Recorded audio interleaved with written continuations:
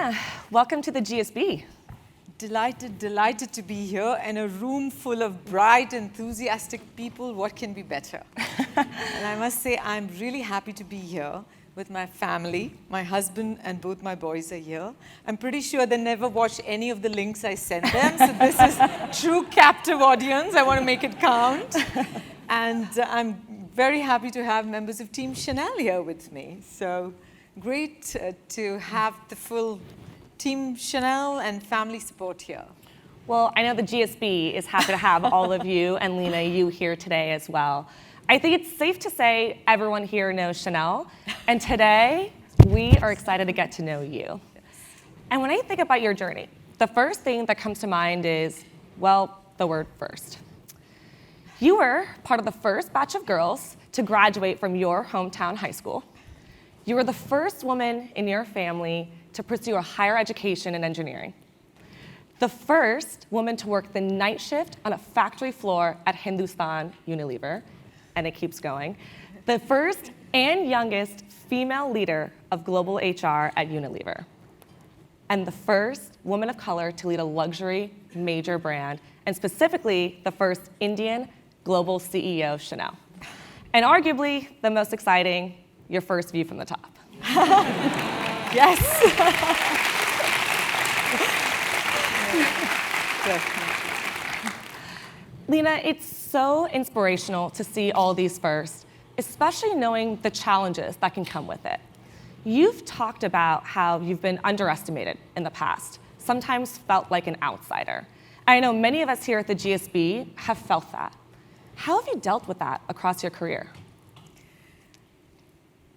You know, when I look back, I can see the number of people who said, no, it can't be done, no, it can't be done. And I remember growing up, and I grew up in a small town in India, on the west of India. And I remember everything was a negotiation. Studying, going for engineering was a negotiation because not enough women from the town had ever gone for engineering. And I remember my mom saying, oh my God, you're so ambitious, who's going to marry you? Because that was like the number one concern. How is this girl ever going to find a husband? And she's so ambitious. So I think it takes a lot of resilience, for sure. I often joke about it that I have a thick skin.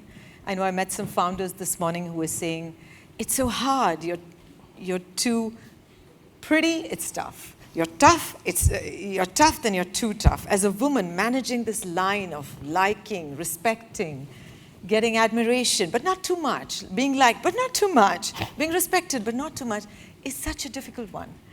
So I definitely think it taught me resilience. It gave me a heck of a lot of determination and drive. It taught me to take every opportunity with both hands, to grab it, never take it for granted. You know, when I was going for MBA, I was going to an institute which was in the other end of India, so in the east. It used to take 48 hours by train to reach from my town, Kolhapur, to reach Jamshedpur. And as far as my family was concerned, that was another planet. So I used to, going that way, it used to take a lot to be able to go there and do that. So when I reached XLRI Jamshedpur, I was like so determined. I've got this opportunity to study. I'm going to give it everything I've got. So you never take an opportunity for granted. And a lot of times I had to continuously remember that it's a privilege to be first, but I don't want to be the last. I don't want to be the last person doing this job, or the last person running this factory, or the last person running this brand, the last woman doing it. So lift as you climb has become a huge mantra for me. How do I ensure I make it easier for those who come after me? Because this is not just about me, it's bigger than that. How do I make it easier always? And it's amazing to hear about that resilience you're talking about from such an early childhood, because you were a little different from the norms from where you grew up. Yes. Like you said, Leena, you're from Kolhapur, Maharashtra, which, if you'll let me, a quick shout out to my parents, who are also here today and originally from Maharashtra. And oh my God. What are the odds? Okay, tumchi mulgi khub hushar hai. I just... For those Translation being your daughter is very bright. But like you mentioned, you almost didn't get to go to high school. Yes. You went to an engineering degree with 3,000 men and 18 women. And like you said, yes, your mom was worried about, you finding a husband, but you also were told you're so talented, you should have been a boy. So take us back a little bit there. How did you even learn to build that resilience in the first place? Those are tricks I still use today. I'm absolute believer in affirmations. I'm constantly affirming, finding sponsors, finding mentors, finding people, because I didn't have role models in my immediate family, but reaching out to people.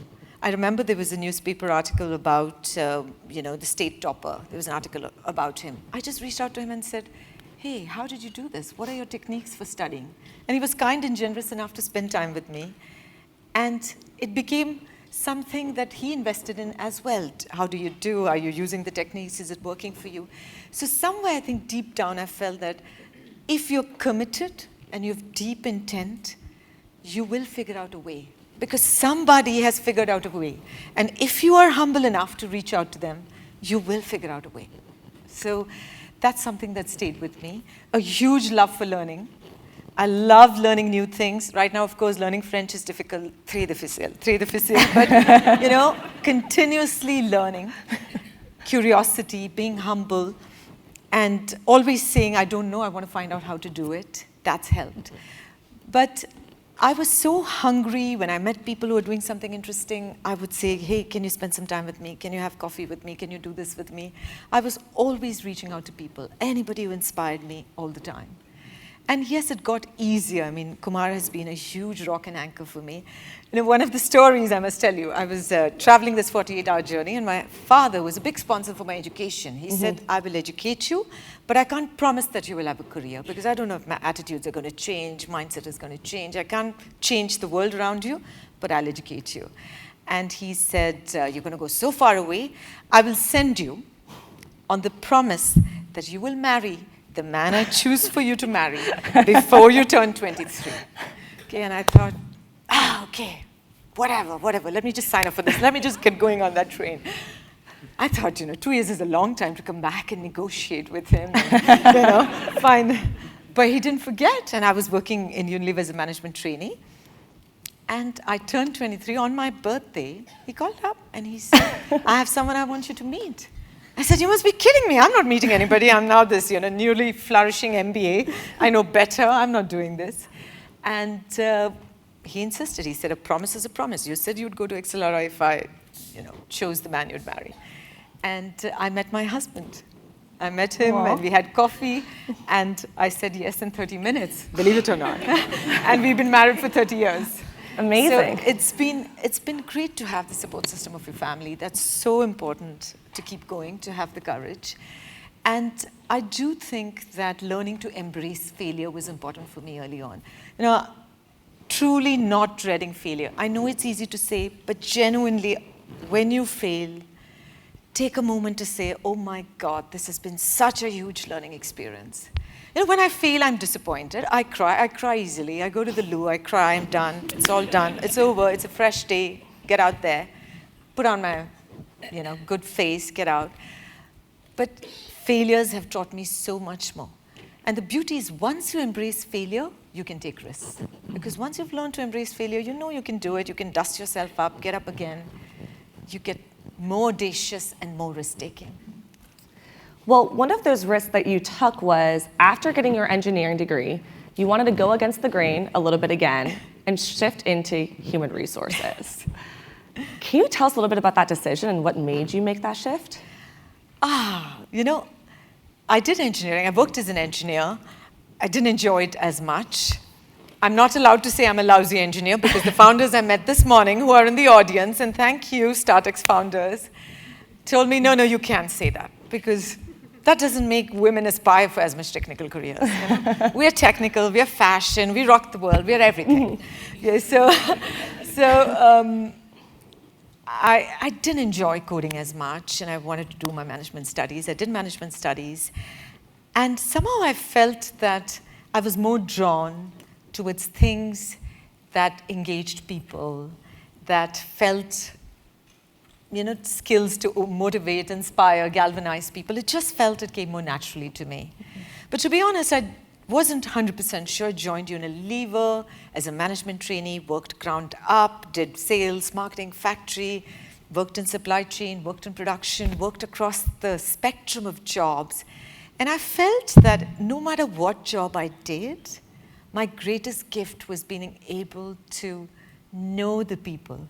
I remember I was in this factory very early on in a place called Taloja, absolute back of beyond, 40 acres of factory. And every morning I used to go on my rounds to see what had happened in production the night before.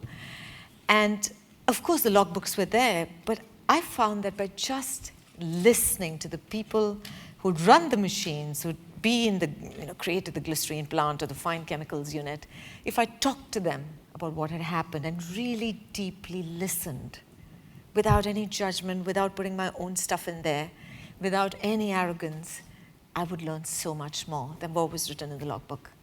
And that became my, I started realizing there was a real draw in this. I enjoyed it, I learned from it. And that's where I started leaning more and more towards doing human resource jobs. Yeah. And the rest is history. I had the chance to lead human resources for Unilever, which was an incredible experience. We have 150,000 people in Unilever working in 190 countries.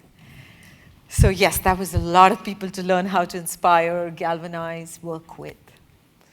And that humility in your leadership made you such an inspirational global Chief Human Resources Officer after 30 years of being at Unilever. And you've done it, like you said, on such an unimaginable scale. What advice do you have for us in building company culture that effectively hires and retains top talent at all levels of the organization on that kind of massive, diverse scale? It's the one thing to transform a culture. The most important things are role modeling by senior leaders. You cannot drive a behavior that you don't see exemplified by people at the top.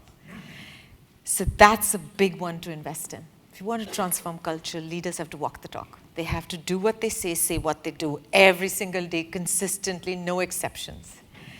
You've got to incentivize and compensate for the right behaviors.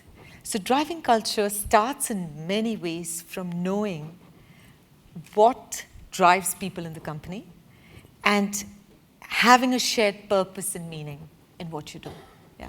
So being at Unilever, one of my purpose always is, how do I ignite the spark in others? How do I make others believe they can do anything in life? How can I make others jump 5 steps more than they ever thought? How can I ignite that sense of self-belief? That gets me going. So driving culture also needs people to know why they are in a company, what difference they make, what's meaningful for them. But role modeling, big one. You have to role model the behaviors you seek. And you ignited that spark in so many people at Unilever, especially the women. Like the dean mentioned, under your leadership, Unilever achieved gender parity across every management role globally. What did it take to achieve that? A lot of hard work. Because of my background, always being in the minority, always being in the underrepresented set, I knew what the journey was. Now, to truly gender balance an organization, you need to support the women, you need to work with the men, and you need to change the culture. And you need to do all three at the same time. So what I mean by supporting the women is genuinely supporting women to have ability to express their ambition and feel confidence. I know I feel horrible saying this, but it's difficult. I told you my story. When I was growing up, I was always told girls are not good enough, girls can't do this, girls can't have careers. So suddenly to imagine that I would turn age 22 and have tremendous ambition and tremendous courage, it's not easy. Yeah? So there's more work to be done to support men and women particularly to have ambition. In my job, I used to read hundreds of appraisals. And almost without exception, and men, you have to forgive me, the men in the audience, because I'm generalizing, almost without exception, the men will write, I'm so ready to be CEO, why don't they already give it to me? I'm like, so ready, I'm confident, I got all the skills. And the women will write, I think I'll take a long more time to get ready, I want to excel in my current job, that's what I want to do. And it's a little bit about getting used to being able to express your ambition. So to truly gender balance, you have to support women to feel good about expressing their ambition. You know, you walk into, in Unilever too, no exception. It's different in Chanel because Gabrielle Chanel was a female founder. You have corridors and corridors of portraits of men who've led Unilever. So you're continuously only seeing male role models. Every day you walk into work, you walk through these corridors, you walk through these boardrooms, not a single woman anywhere, not in any portrait staring at you. So you've got to support the women to feel confident and to feel ambitious. You've got to support the men because men are in influential power places. Men are gender blind. They think it's the same. Women, men have the same challenges. What's the big deal? So you've got to take men on the journey and you've got to change the culture. But it happens appointment by appointment. Every time you appoint a person, you have to say, show me the short list. It's got to have equal number of talented men and talented women. And then you make the appointment based on merit. But the short list has to be balanced. And you've got to do this for every job, every appointment, every promotion. So yes, it takes hard work, it takes relentlessness, but it's fantastic when it happens.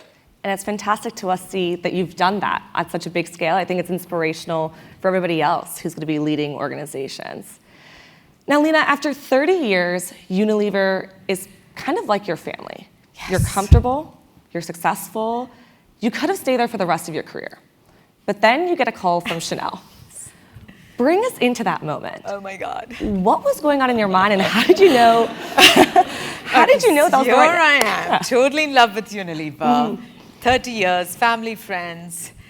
The CEO of Unilever and the board has spoken to me that I'm going to be one of the 3 candidates they're going to invest in to be the next CEO of Unilever. Life is good. It's party time. It's all going according to script. And then Chanel called. I was so gobsmacked. I was so shocked. Like I was like, and it was a direct call, and I was stunned. Why me? Why me? This isn't happening. I came out and I told my husband, Chanel is called, but I'm not going to even consider it. Are they crazy? I love Unilever. I'm too loyal. I'm not leaving. And he said, are you mad? Go back and take the call. And I was like, no. I'm not doing it.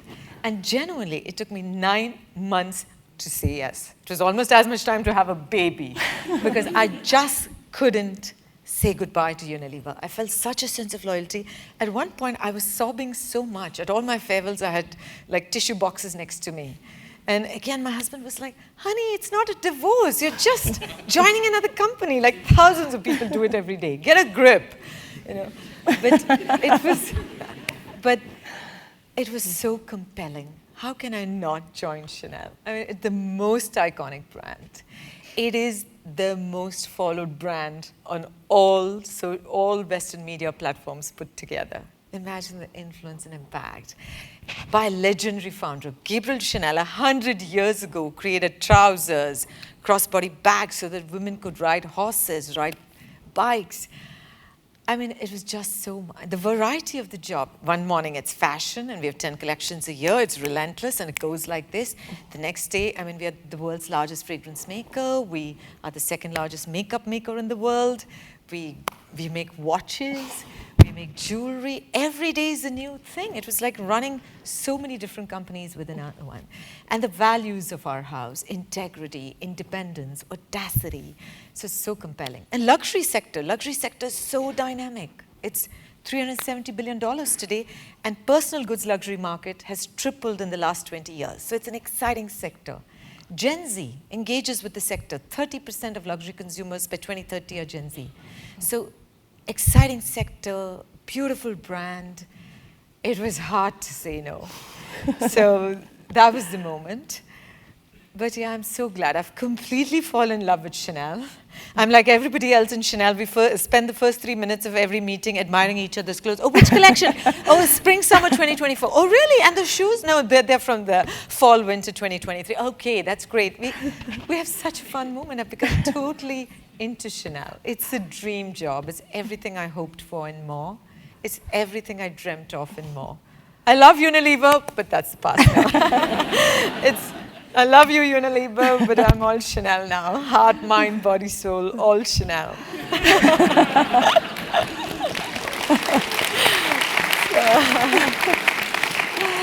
Don't tell anybody in Unilever. I love them too, yeah. Now, I'm curious, because you may not have been the obvious choice for this role. Oh gosh, I'm never the obvious choice anyway. I'm always too young, a woman, not done this, not done that. But here you were making a quadruple leap. Yes. From this massive consumer goods company to a bespoke luxury brand, from public to private company, from Dutch to French culture, and from looking after people to looking after, well, everything. Yes. And a lot of us came here to business school to make those big career shifts. So how did you successfully navigate that transition? You're right. A quadruple transition means you're either very brave or very foolish. Or both. You know, it's when I look back, the toughest transition actually was from FMCG to luxury. Because for 30 years it was mass markets. You make 1 billion sachets a day. You're available everywhere. You over-communicate. You're on every billboard. You have 400 brands. It's mass, mass, mass. And luxury is completely contrast. You make very little. You make like 5 pink bags. It's like a work of art. You don't know an artist who makes 500 paintings of the same type. This is like a work of art. You make those 5 bags, and you let people see them, discover them, yearn for them, desire them, not find it in New York, go looking for them in Paris, not find them in Paris, but dream about them. It's a completely different mindset. It's precious, it's rare, it's unique. Everything is made by hand. It takes 180 steps to make a bag. It's 5 years on working on dummy bags before you can work on a classic, iconic Chanel bag. So it's completely different. So I had to unlearn everything and relearn everything. And it's scary, and it's very humbling, because the words I used for the first 6 months was always, help me understand why we do it this way. It was my most common go-to phrase, because I really didn't understand. Why do you do it this way? Because I'd seen another reality. And you know, the first week, so I line up the first week and I have the schedule. It says, day 1, surprise, day 2, surprise, and the whole week is surprise. I'm coming from a completely structured company where, you know, data analytics would have told me what I need to do in first week. No, and I'm sitting here. The first day, I went to Gabrielle Chanel's apartment where she designed. And over a period of the whole day, people from our patrimony, our heritage division, told me stories, didn't get me to read presentations, told me stories about Gabrielle Chanel, how she was a radical innovator, how she broke norms, and how she did all this when women didn't have the vote. So that was day 1. Day 2, I went to our heritage, our patrimoine, which is 500,000 square feet of space that had 150,000 artifacts, objects, signature pieces from every collection we've designed, statement pieces, and I was told the story of all these objects, artifacts. Can you imagine? I'm like, No. oh God, this is a different world. Okay, and then I traveled. I met unique people I'd never met before, pleaters, milliners, people who make hats, people who do embroidery, because everything is made by hand. It takes hours and hours to make a dress, 200 hours, 300 hours, 6 people working together. You know, beautiful pleated skirt you see on the ramp. It's 2 people pushing it back and forth in a mold for 7 or 8 hours before the skirt gets ready. It's just incredible. And that helped me change my pace, build patience, think differently. To be honest, the fundamentals of business are transferable. Leadership skills are transferable. I'd learned so much at Unilever, how a business makes money, how you drive growth, how you think about profitability, how you keep your commercial financial indicators in mind, how you work across cultures. All of that is transferable. Scale, complexity, international mindset, all of that is transferable. So I relied on my strengths, but I had to keep huge amount of humility to really understand before I jumped in to say, here's what I want to do differently. Yeah, so I had to really understand, seek to understand before you seek to change was a big philosophy those few months. And yes, so it was worth the pivoting, worth the transition. Oh, absolutely. And it's so awesome to hear just all the work you went through to understand the factories, the designers, the craftsmanship that went into Chanel. And Leena, I'm curious, because you always talk about how Leena from Kolhapur could never have imagined the world of Chanel. You spent most of your career at a company that commoditized retail, like you said, mass, mass, mass, and championed inclusion. How have those experiences influenced your leadership now at a company that traditionally is admired for its exclusivity? You know, my principles of leadership that ground me have still very much been rooted in my perspective as I was growing up, and my perspective of listening to so many mentors along the way. We've spoken about how Indra is a mentor, Nigel Higgins is a mentor, so many mentors. So there are 3 or 4 things I believe in. One is I am very determined to be a holistic leader who thinks for the long term. And that was true in Unilever, that's true in Chanel, which is I look at all levers of business.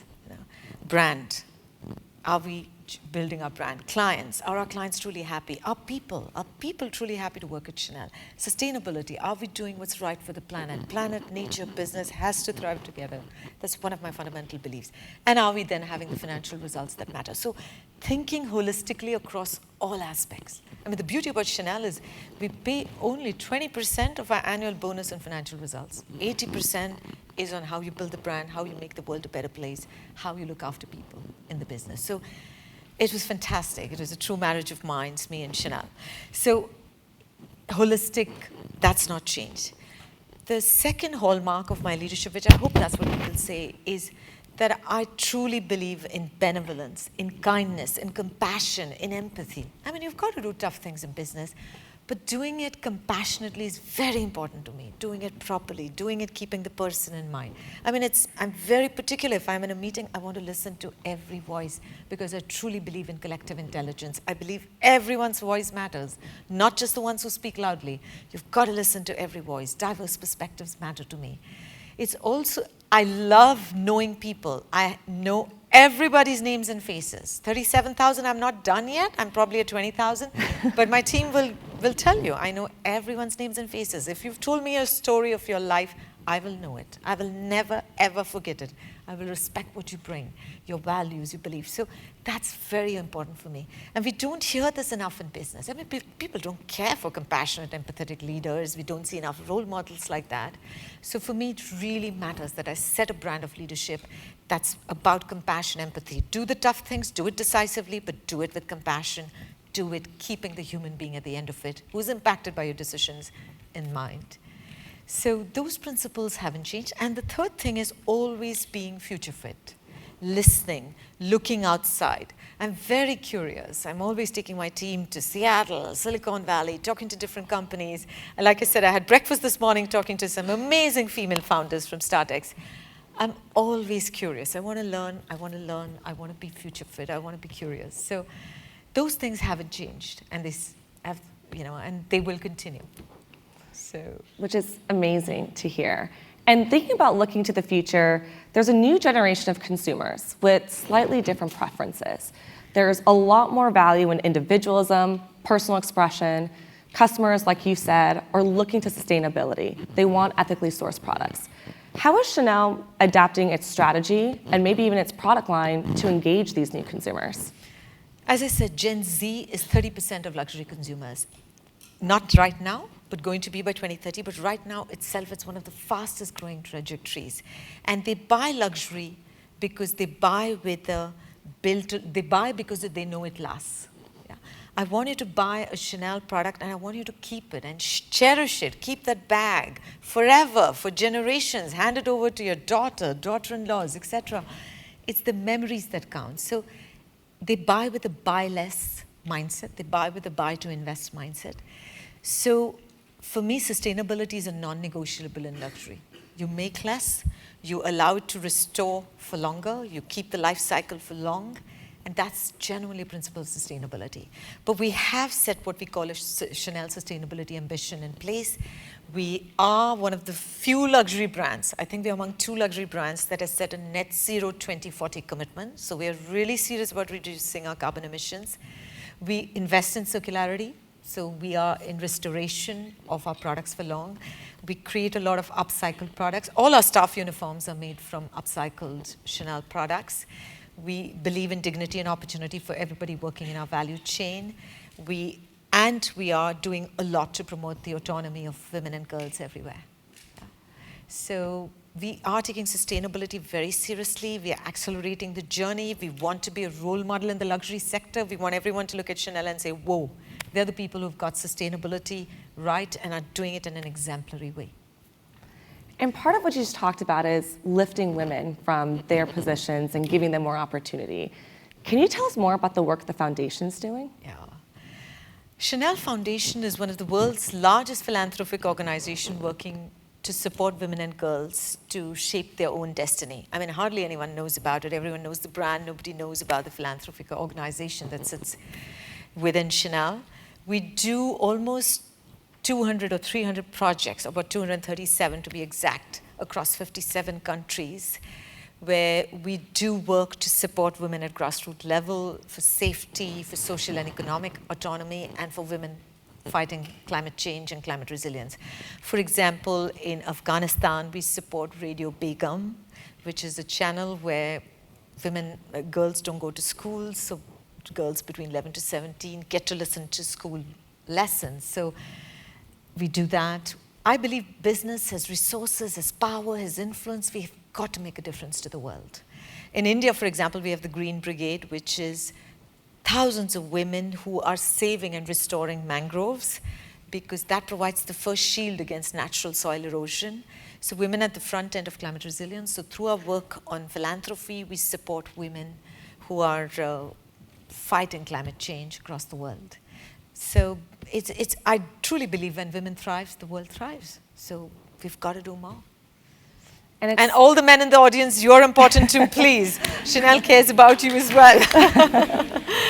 But it's when women thrive, the world thrives. How do we make it a more balanced world? It's just that we need so many more women in leadership. Climate leadership, hardly any women. Business leadership, that number has stayed at 7, 8, 9, 10% of Fortune CEOs are women, and that number has stayed like that for 2 decades. I'm in my 50s now. Girls, come on, run. We need more. So it's, we need more. We need to support. And it's so heartwarming for me to hear all these insights from Chanel. I'm sure most of us didn't even know about the work the foundation's doing. And I think so much of Chanel's allure is not knowing the company behind closed doors. Yes. But it sounds like that's starting to shift a little bit. Leena, how are you trying to open that door into Chanel, if at all? We are an iconic brand, but we're not a loud company. We don't over-communicate. This is one of the rare speaking sessions I'm doing. Like, as my team will tell you, we get about 2,000 speaking sessions. I probably say yes to 4 or 5. So we're not a loud company. We don't over-communicate. But as we've grown larger, we're a $20 billion company, it's important we are more transparent about who we are and what we stand for. And also we believe that when we do things, we do them well. We're very high on integrity. We don't communicate a thing unless we're 100% sure we're doing it well, we're doing it properly. We're not, over-communicating or saying something that's not true. We're super, super careful about that. But we feel that some of the good things we do could inspire others, and some of the good things others do could inspire us. So we are more open in sharing what we do well and what the challenges we are facing. But we'll never be all over the place. We'll still have our mystique and our integrity. I still want you to keep dreaming when you think of Chanel. Well, first of all, we're honored that we were one of your 4 or 5 that you said yes to. Absolutely, Ayesha. Look at you. Well, let's look at you, Leena.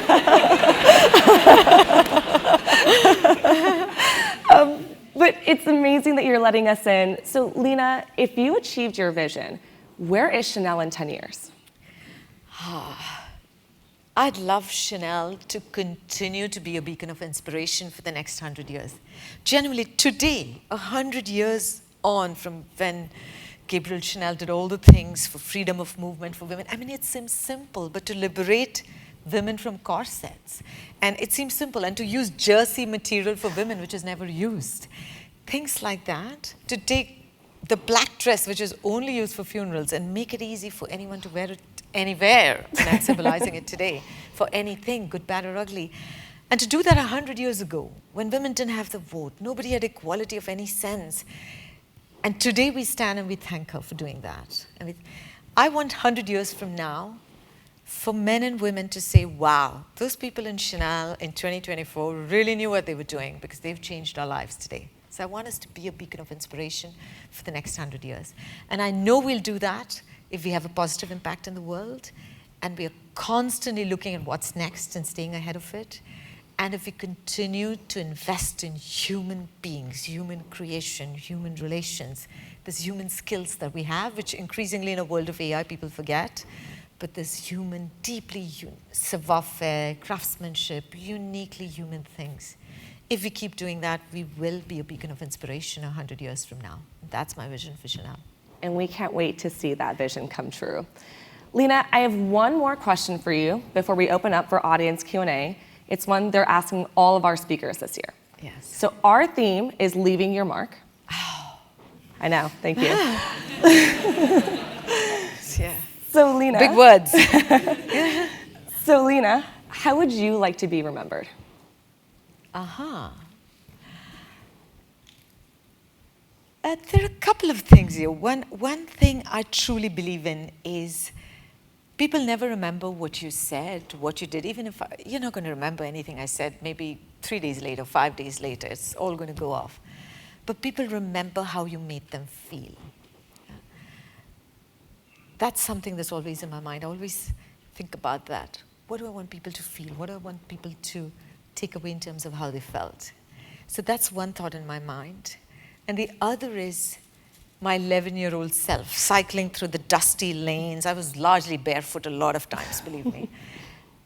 And I would like my 11-year-old self to be proud of the leader I've become. I'd like that 11-year-old to know that I have truly tried to make a difference in everything I've done. And I've tried very hard to break every norm that exists. And I've used every little influence power I have to uplift others, to elevate others, to inspire others, and make it easier for them.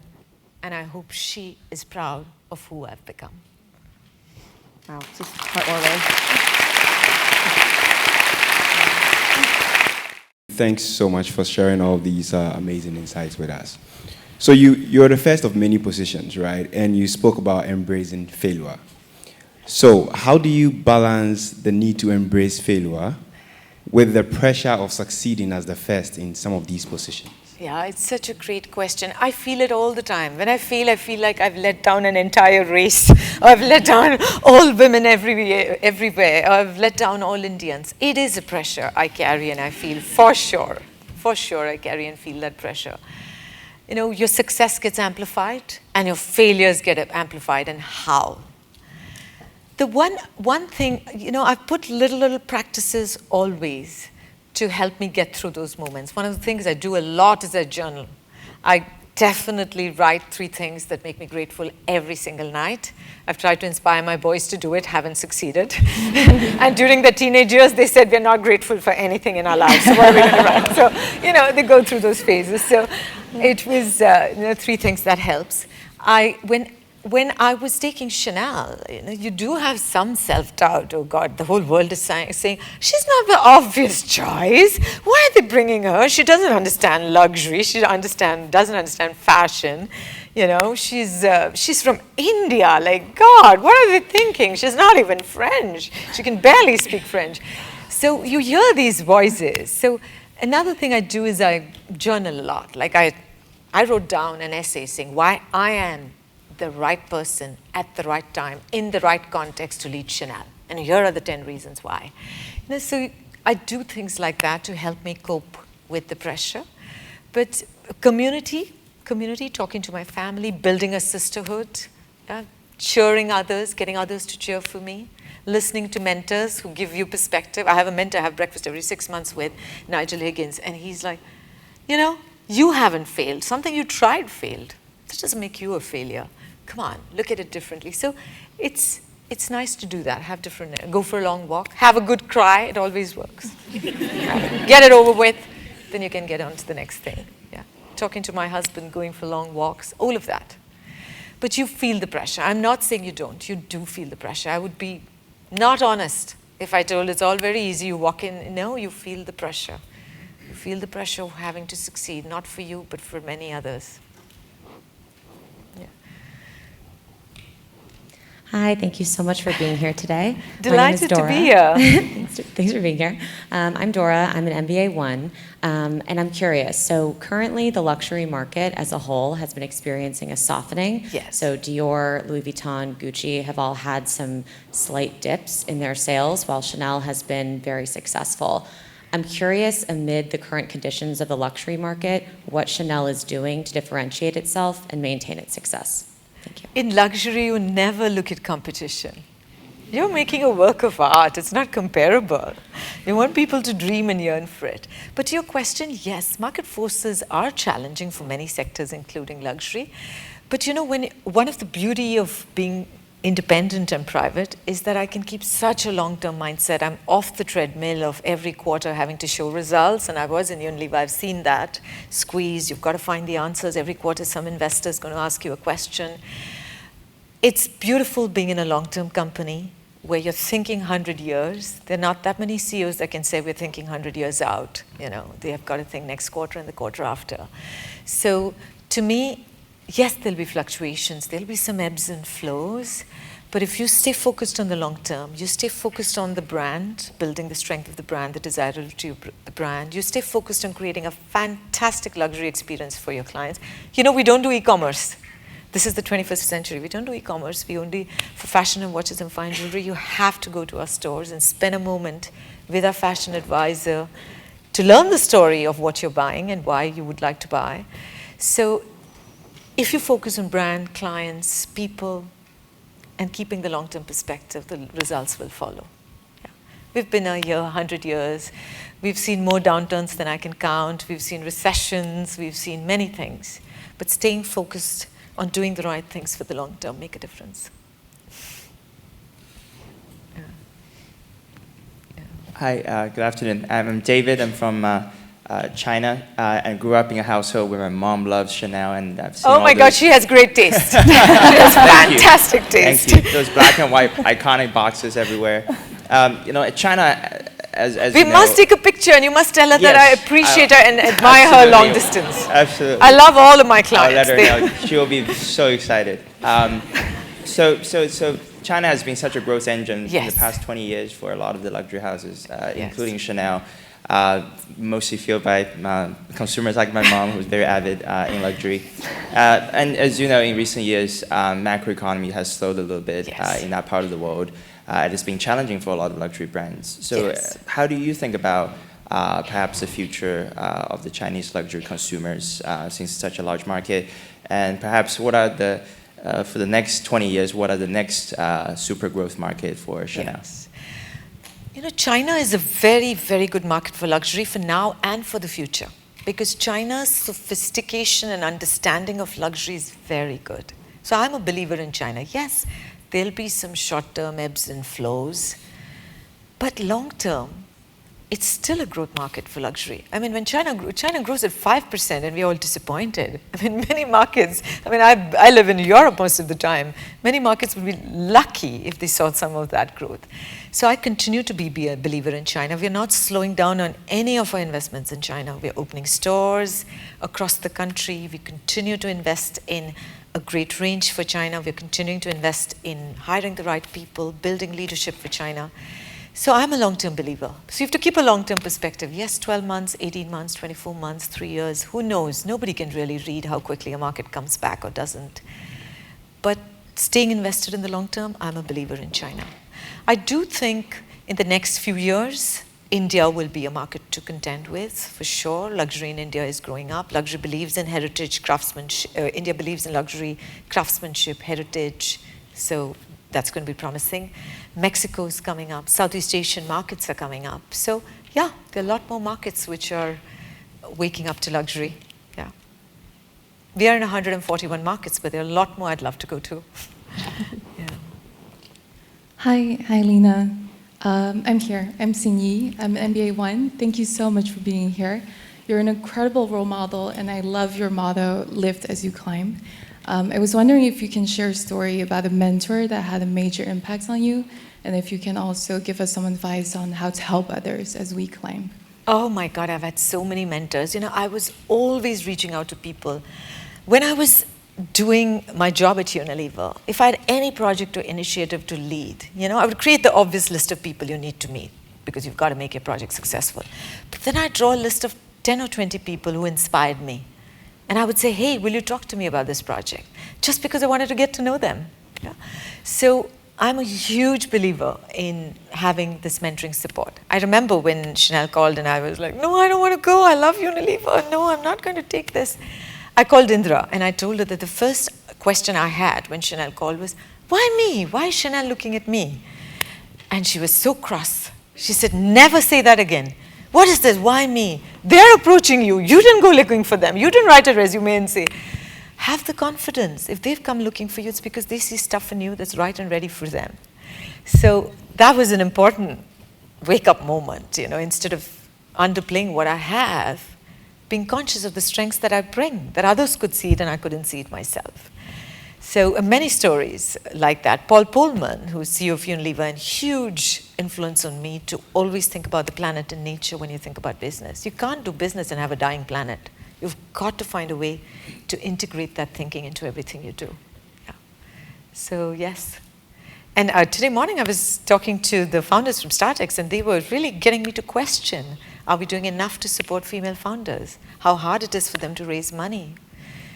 So yeah, it'll have an influence on me. So a fresh insight for today.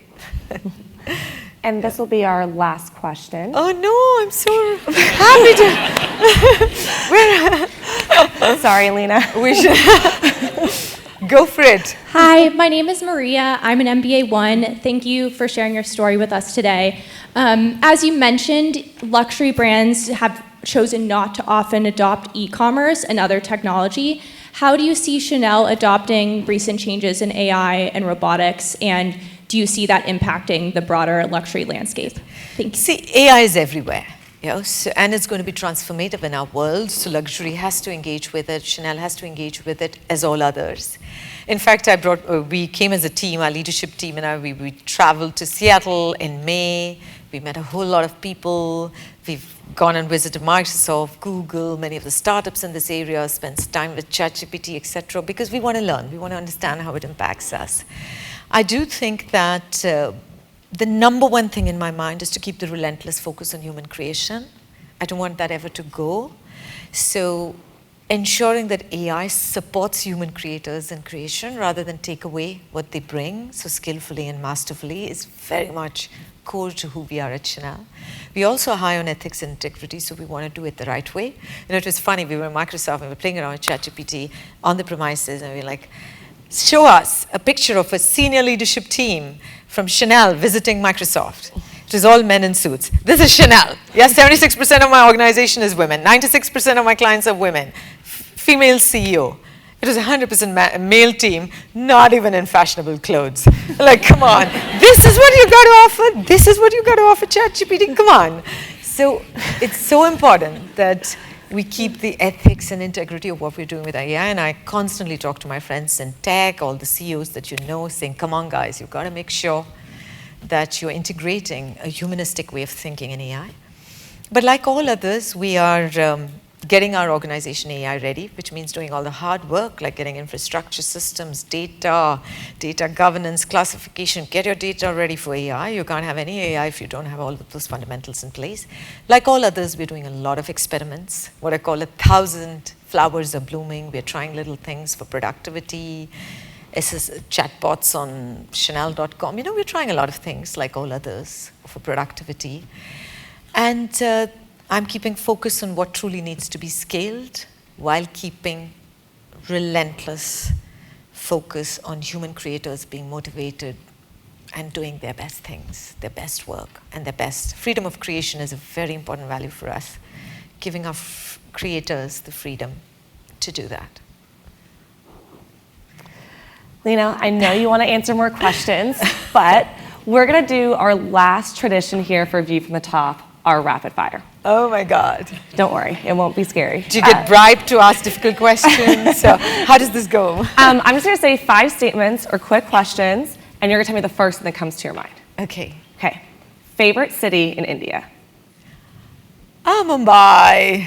Ugh, it's this rocking city. Same, I know. Your fashion icon? You know, Gabrielle Chanel, of course, I'd be disappointed if I didn't say that. Like, she's in my heart. I channel her all the time. But yeah, Margot Robbie, who's now our face for number 5. And Aussies in the audience, it's Margot Robbie and Jacob Elordi. Michael, just for you. It's Margot Robbie in her full power. I think she's inspiring at the moment. An empowered woman rocking the world, kick-ass. Yeah, I definitely agree with the kick-ass there. The first Chanel item you ever owned? A jumbo 2.55 bag. I was so excited to buy it. And I kind of kept it in my cupboard for days, refusing to use it. But I loved it, loved it. It was a labor of love to dream about it and to buy it. And it still is one of my favorite possessions. Do you still have it? Yes, I have it. I have it. That's amazing. That doesn't count as one of your 5 questions. And I'm in Chanel. The first word that comes to mind when you think of Chanel? Surprise, awe and wonder. I want Chanel to always surprise you. I want you to walk out of anything to do with Chanel, a product, an event, an interaction, feeling that sense of awe and wonder. Afternoon tea in London or brunch champagne in Paris? That's a tough one. But I think brunch champagne in Paris wins. It's so much butter, cream. And you know, I've learned about 50 adjectives while my French classes are still progressing, and it's a great opportunity to practice them. C'est super, c'est incroyable, c'est magnifique. You know, and say all those things. C'est magnifique, c'est gentil, c'est sympa. I mean, like, I know about 50. I use them in different combinations, and they're all positive, and they all mean it rocks. So yeah. Well, Leena, this has been C'est Sympa. I don't know if that's right, but it's got to be more than C'est Sympa. It's got to be magnifique, incroyable, yes, formidable. It's like big words. No, I'm kidding. Yeah. Amazing. Well, Leena, thank you so much. We are so happy that we were able to have you here today. I'm so delighted again to be here. Thank you so much.